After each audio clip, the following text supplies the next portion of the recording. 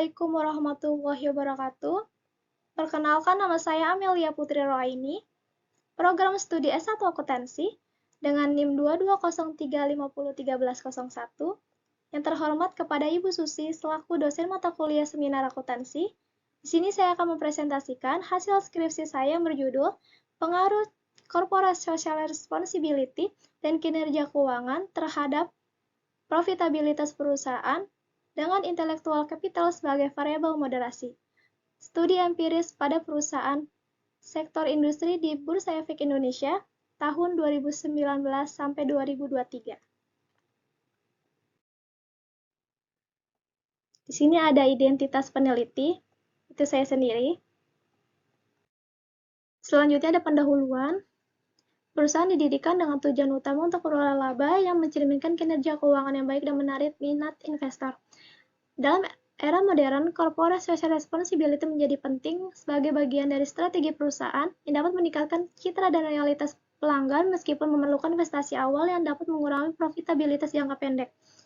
Kinerja keuangan diukur melalui laporan keuangan, termasuk neraca dan laporan laba rugi, untuk menilai profitabilitas perusahaan yang merupakan tujuan utama yang didirikannya suatu perusahaan.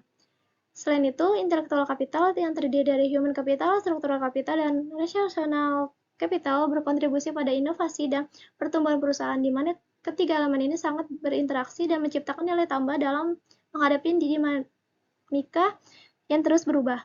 Adapun fenomena di Indonesia seperti PT Trisula Tbk mencatat laba bersih sekitar 38,9 miliar pada tahun 2023, meningkat 11,50% dari 34,16 miliar di tahun 2022. Penjualan turun 2% menjadi 1,5 triliun akibat gejolak ekonomi global. Tetapi permintaan domestik tumbuh 20%. PT Tris tetap fokus pada pasar domestik dan mengandalkan merek JOBB dan Jack Nicklaus. Perusahaan optimis akan pertumbuhan keberlanjutan melalui inovasi dan ekspansi fasilitas produksi. Selanjutnya ada rumusan masalah dan tujuan penelitian. Rumusan masalah yang pertama, apakah corporate social responsibility berpengaruh terhadap profitabilitas? Yang kedua, apakah kinerja keuangan berpengaruh terhadap profitabilitas? Yang tiga, apakah intellectual capital berpengaruh terhadap profitabilitas? Yang keempat, apakah intellectual capital dapat memoderasi corporate social responsibility berpengaruh terhadap profitabilitas? Yang kelima, apakah intellectual capital dapat memoderasi kinerja keuangan berpengaruh terhadap profitabilitas? Tujuan penelitian yang pertama untuk mengetahui dan menganalisis pengaruh corporate social responsibility terhadap profitabilitas perusahaan. Yang kedua, untuk mengevaluasi sejauh mana kinerja keuangan mempengaruhi profitabilitas perusahaan. Yang ketiga, untuk mengidentifikasi dan mengukur pengaruh intellectual capital terhadap profitabilitas perusahaan. Yang keempat, untuk menguji apakah intellectual capital dapat memoderasi pengaruh corporate social responsibility terhadap profitabilitas perusahaan. Yang kelima, untuk menguji dan apakah intellectual capital dapat memoderasi pengaruh kinerja keuangan terhadap profitabilitas perusahaan.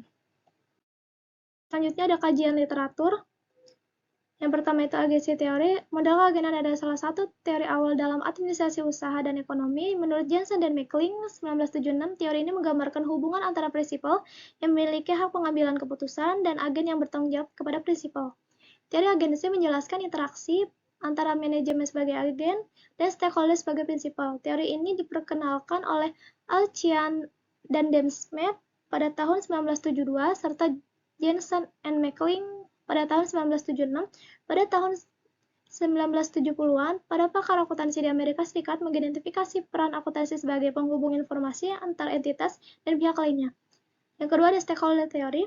Menurut Feynman 2010, buku Strategic Management, A Stakeholder Approach yang diterbitkan pada tahun 1984 adalah karya pertama yang menganalisis pemangku kepentingan. Teori pemangku kepentingan mencangkup kebijakan dan praktik terkait nilai-nilai hukum, apresiasi masyarakat dan lingkungan, serta tanggung jawab sosial perusahaan yang telah ada sejak tahun 1970-an.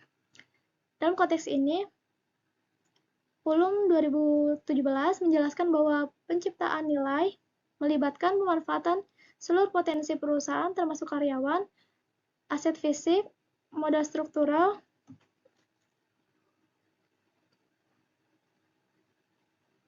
pengelolaan yang baik atas potensi ini dapat menciptakan nilai tambah bagi perusahaan dan meningkatkan kinerja demi kepentingan stakeholder.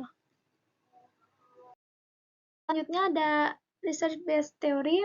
Menurut Kraaijenbrink et al. 2010, research-based theory menjelaskan sumber-sumber keunggulan kompetitif keberlanjutan di tingkat perusahaan yang diperoleh melalui pengembangan kompetensi dan sumber daya unggul. Intelektual kapital yang terdiri dari modal fisik, manusia struktural, dan relasional memiliki kontribusi berbeda dalam mendukung perusahaan mencapai keunggulan kompetitif. Intelektual kapital diharapkan dapat memberikan dampak positif bagi keberlangsungan perusahaan dan menciptakan keunggulan kompetitif yang keberlanjutan.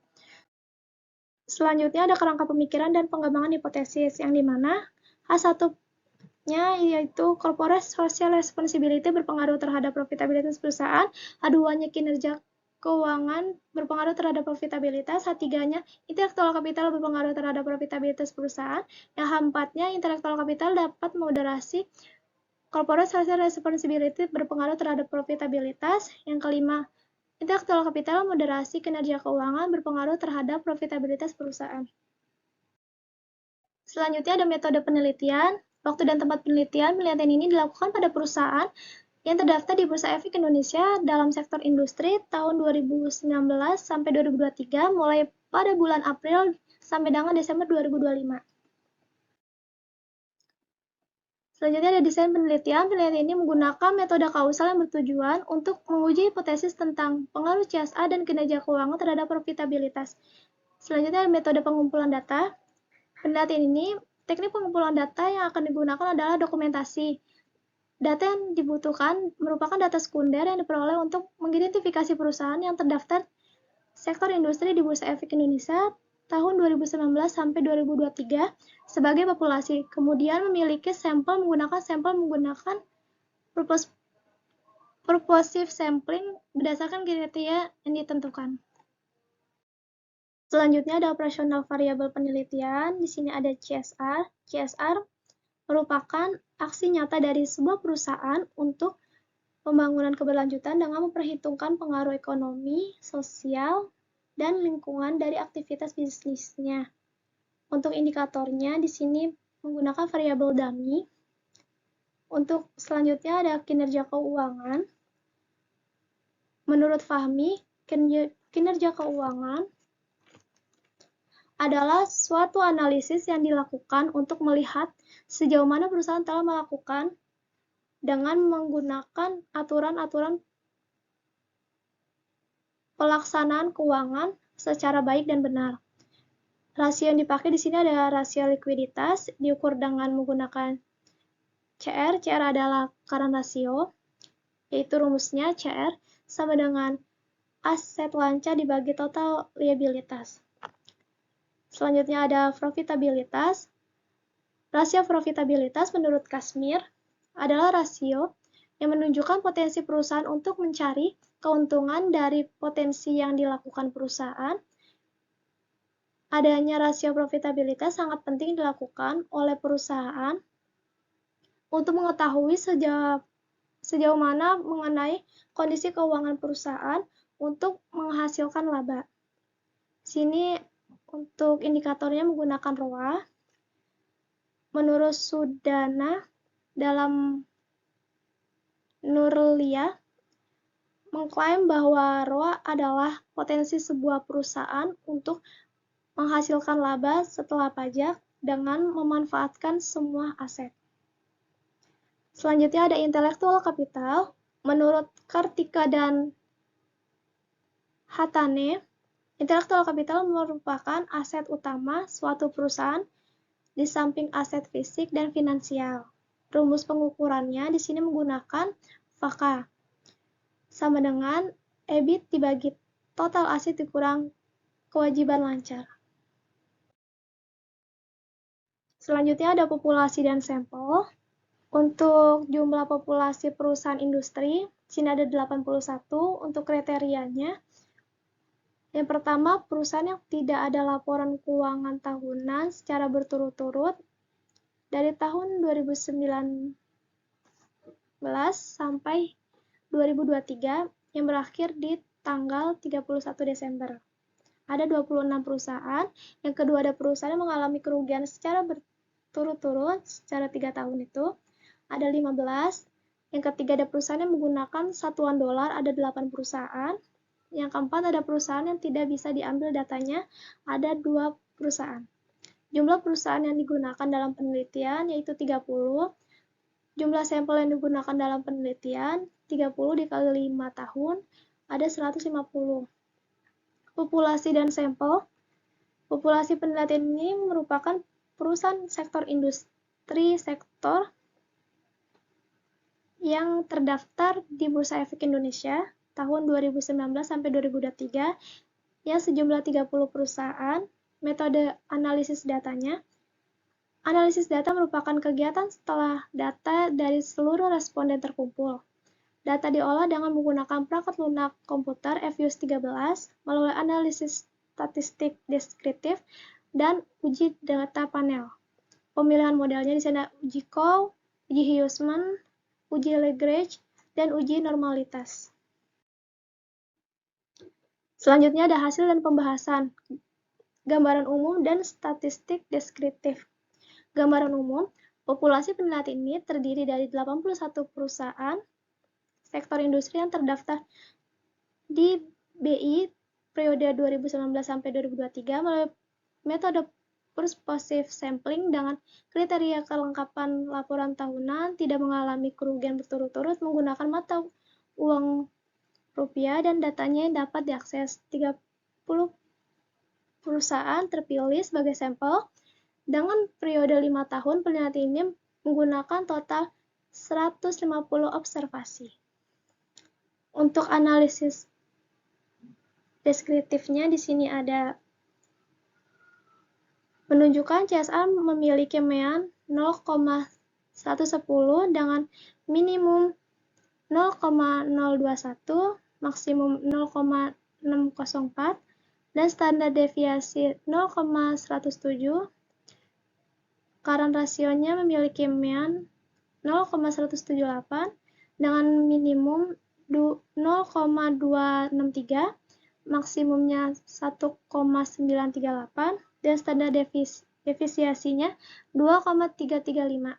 Rho memiliki mean 0,068 dengan minimum 0,162, maksimum 0,711, dan standar deviasi 0,113. Dan Vaka memiliki mean 0,90 dengan minimum min 1,306, maksimum 0,604,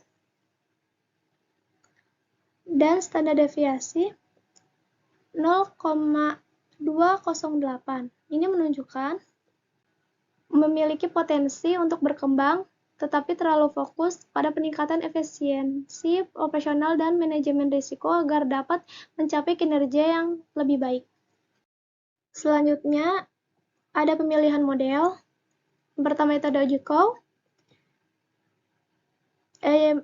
Model yang terpilih adalah FEM, yang dimana probabilitasnya itu kurang dari 0,05. Selanjutnya ada uji Huisman. Model yang terpilih adalah REM. Alasan terpilih REM itu karena probabilitasnya itu di atas 0,05.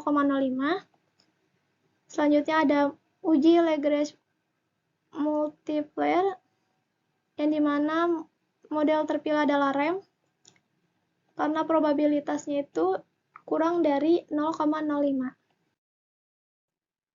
Selanjutnya ada uji asumsi klasik. Di sini ada uji normalitas, yang dimana menunjukkan distribusi yang tidak normal dengan nilai squeeze-ness 3,609 ke kanan dan kurtosis 24,235, puncak sangat tinggi.